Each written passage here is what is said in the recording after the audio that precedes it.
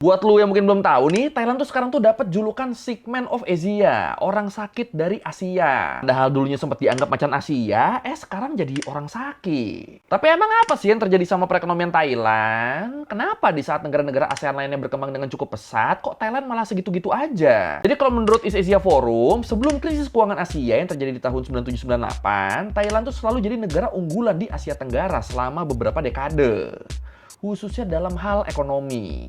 Nih, dari tahun 1975 sampai 1996, rata-rata pertumbuhan ekonomi tahunan Thailand adalah 8%. Nih, lu bayangin aja nih, dari yang tadinya pertumbuhan tahunan rata-rata mereka tuh sekitar 8% sebelum krisis, itu jadi turun sampai cuma 3% doang setelah krisis. Bahkan dalam 5 tahun terakhir, pertumbuhan tahunan mereka tuh cuma di sekitar 2%-an loh. Dan ini jauh banget kan dari tetangga-tetangganya kan. Wah. Nah, kalau menurut Straits Times, dengan pertumbuhan yang lambat banget ini, jadinya di tahun 2024, posisi Thailand sebagai negara dengan ekonomi terbesar kedua di Asia Tenggara itu jadi kegeser sama Singapura.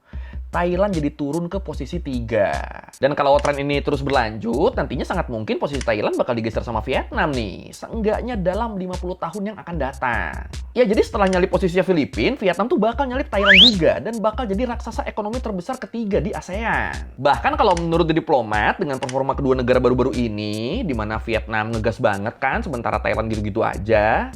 Nah, itu ada kemungkinan di akhir tahun 2026 ini, Vietnam udah bisa nyalip ekonominya Thailand dan jadi naik ke posisi ketiga se-ASEAN. Faktor yang pertama, utang rumah tangga. Jadi, kalau menurut The Nation, selama pandemi, utang rumah tangga di Thailand tuh jadi melonjak banget. Itu mencapai 91,3% dari total PDB negaranya loh. Ya, walaupun rasio utang ini udah menyusut ke 87,7%, tapi tetap ini ngejadiin Thailand sebagai negara dengan rasio utang rumah tangga terhadap PDB paling besar ke-9 di dunia. Dan jelas ini jadi beban ekonomi yang berat dong. Ya, lu bayangin aja, di saat pertumbuhan ekonominya lambat, uang masuknya segitu-gitu aja, utangnya, cicilannya ada terus, dan bahkan mungkin bertambah. Jadi duit yang mereka dapetin dengan susah payah, duit yang orang Thailand dapetin dengan bekerja keras, itu tuh kebanyakan tuh larinya tuh bukan buat beli ini itu. Bukan buat belanja segala macem, bukan buat ngejalanin roda perekonomian, tapi malah buat bayar utang.